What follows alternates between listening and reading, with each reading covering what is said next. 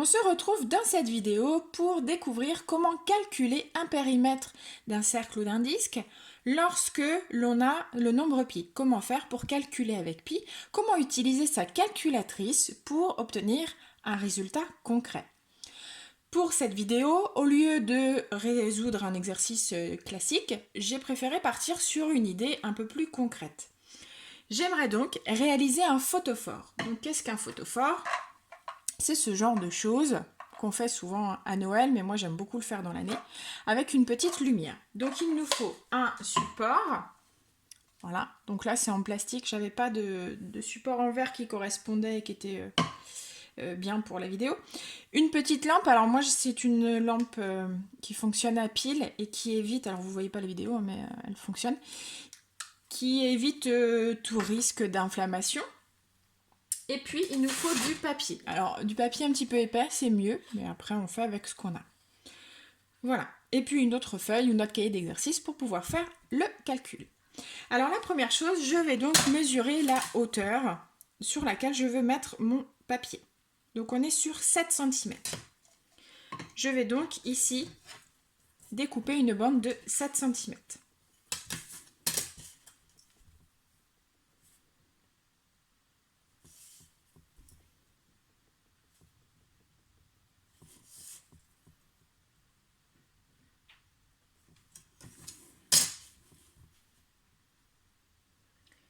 On essaye d'être précis pour avoir un rendu propre.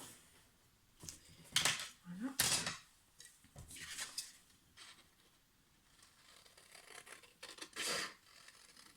Donc je découpe juste un petit peu avant la ligne pour éviter d'avoir mes traits de crayon sur le papier. C'est toujours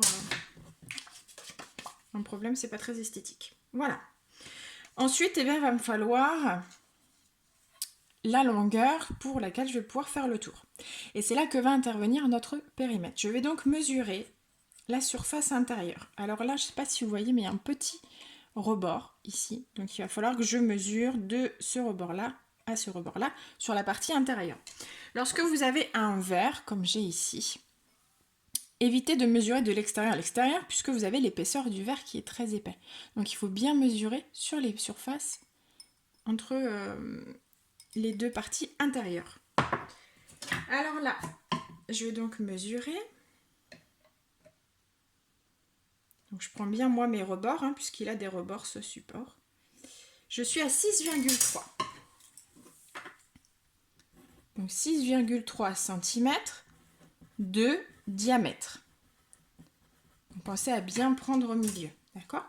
Donc quand vous avez des exercices classiques, en général on vous dit le rayon est ou le diamètre est. Ou alors vous voyez sur la figure. Attention, ce que je veux dans cet exercice c'est le diamètre. Donc si vous avez le rayon, vous devez le multiplier par 2. Donc là je suis à 6,3 cm de diamètre. Ce que je veux c'est tout le contour. Le contour, la circonférence, le périmètre. Donc je vais calculer le périmètre, grand P.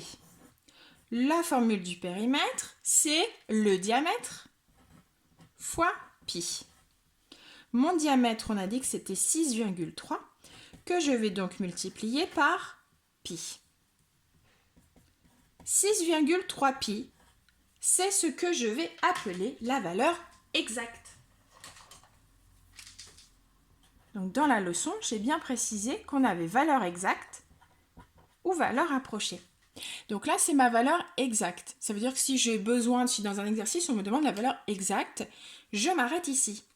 Pi est un nombre infini. Je ne pourrai donc jamais obtenir une valeur exacte si j'utilise l'approximation de pi. Par contre, moi, pour découper, ça ne va pas me servir à grand-chose d'avoir 6,3 pi. Moi, sur ma règle, je n'ai pas 6,3 pi. D'accord? Je n'ai pas de pi sur mes règles, peu importe lesquelles. Donc, il va me falloir une valeur approchée. Donc, pour être le plus précis possible, on ne va pas utiliser 3,14 pour remplacer pi. On va utiliser directement la touche pi que l'on a sur sa calculatrice. Alors, on y va? 6,3 fois pi.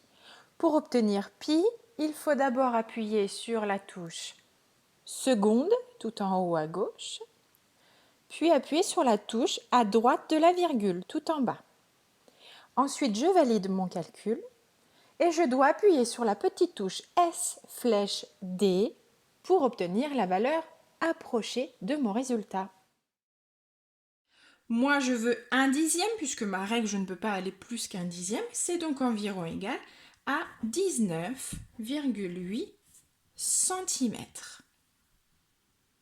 Si je n'ai pas de calculatrice, pour une raison ou pour une autre, dans ce cas-là, je vais remplacer pi par 3,14 et poser mon calcul.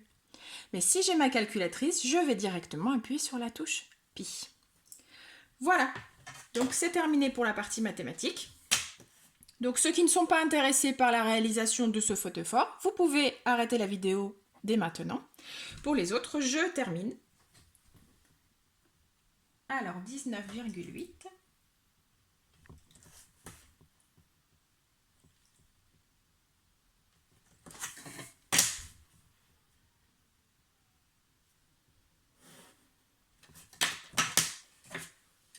Voilà.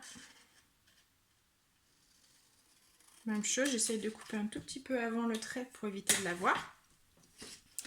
Maintenant, ce que je peux faire pour réaliser un photophore, c'est réaliser le motif de mon choix et ensuite procéder à un piquage.